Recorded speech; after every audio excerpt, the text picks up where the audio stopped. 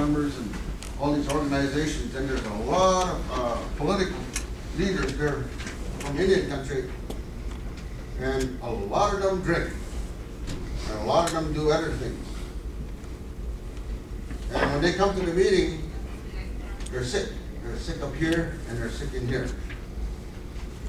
And I feel bad for a lot of the traditional people, if not all of them, because when they're in that mix, when they're in that group, let's just say this group here, I'll start absorbing some of your garbage, as I am doing right now, in some cases. And I won't know it until I'm on the road somewhere or closer to home. I'll start feeling a little bit headachy, maybe a little bit. And I'm not trying to make you feel bad here. I don't want you to do that. Don't go there. But that's what happens to a lot of traditional people. They absorb things from people, whether you know it or not, whether you realize it or not. And it's not your intent to do that, I'm sure. But you do, as a traditionalist, you will start absorbing. Even yourselves as individuals right now. You might not consider yourself healers in that term, but you are in fact some healers in some way, shape, or form. Like how many of you have sat across the table listening to somebody because they're having a hard time? Yeah, there you go. In your own way, you're a healer. And some of you might say, I'm not a healer, I don't know nothing about that kind of stuff. Yeah, that may be so, but somewhere along the ways you got to accept the fact that, it goes back to this responsibility part here, is that you are taking the responsibility to listen to someone to help them out in their life, whether it's a good buddy of yours or even your girlfriend or your boyfriend or wives.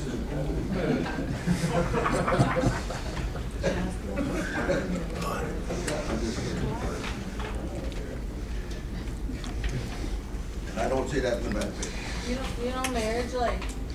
Marriage like you can only like get married like to a guy and girl. Would you marry like a girl and a girl or a guy and a guy? I really have to think about that one. But that's a big question. I don't know. When the time comes when if that everything comes to me, I'm going to have to really debate on that one. I really don't know how to answer that. I really don't. I can't say no and I can't say yes. But I have to wrestle it down. That's a good question.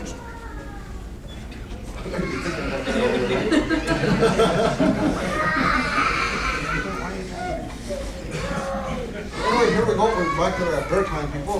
Medicine or healers. We'll go with that. Martin time people. They are strategists.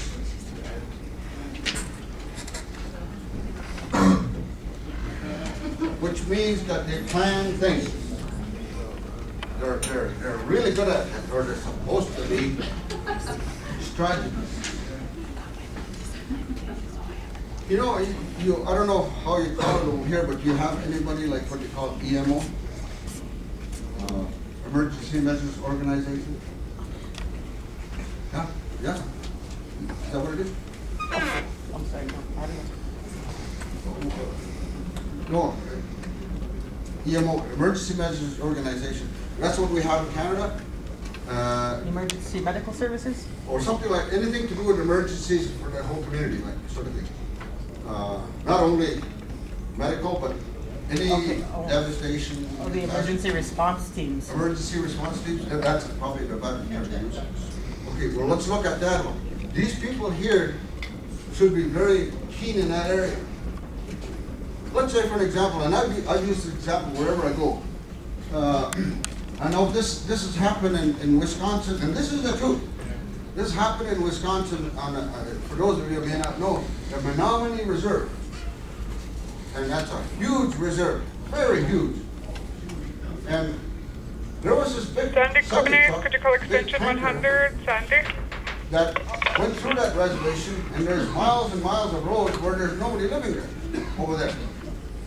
And forests like you wouldn't believe. I've been through that reserve, and it takes hours to drive through it. Almost like you guys here, and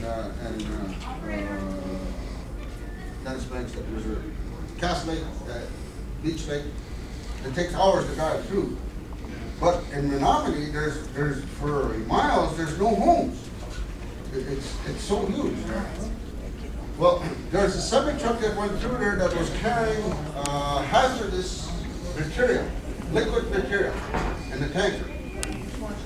And it was driving through that community, and they didn't know that at the time, but they found out later that they had deliberately gone onto that reservation with this tanker, and they opened the top, and they deliberately rolled the truck. Why? They wanted to unload the hazardous material, and they didn't want to pay wherever they paid.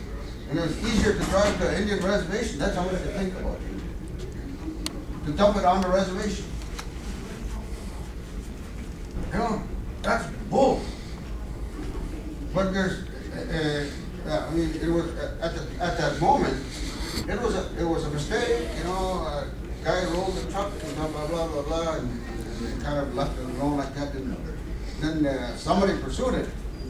You have individuals in the community that are, you know, they white people this, white people that, they did something wrong, and they persisted, and they did some searching, and they found out that they deliberately drove that tanker into that reservation and rolled it to empty the road, because they didn't want to pay for it at the cleanup sites, whatever, or wherever you take hazardous material to, because it's a big price they have to pay.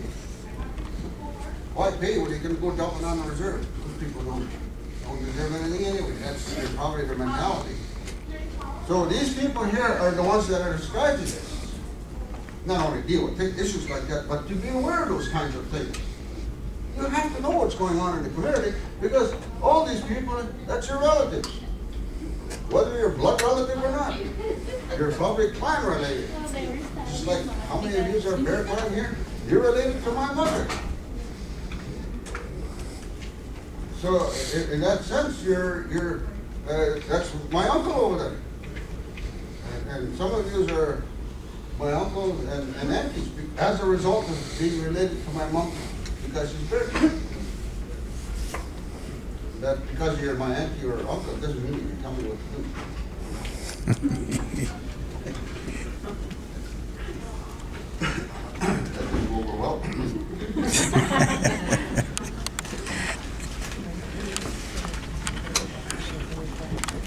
So these mercantile people, also the mercantile people are the ones that started that organization or that society called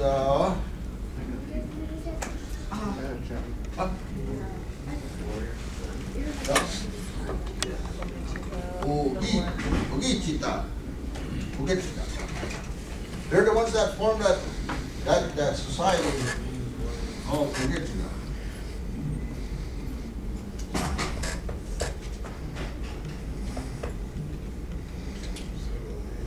And the reason I was asking about EMO and emergency response teams that you have in the community here right now,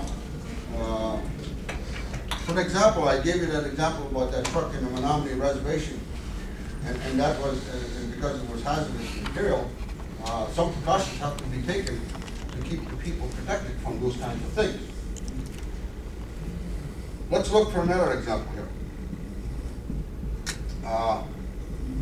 I've been through Red Lake here in this part of the community. There's lots of homes closely in proximity around the casino, especially. A lot of activity around there. I don't know why. Must be a lot of winning machines in there. But let's just say, for an example, heaven forbid that it should ever happen, and I hope it never does. But let's look at the picture. Let's look at the scenario.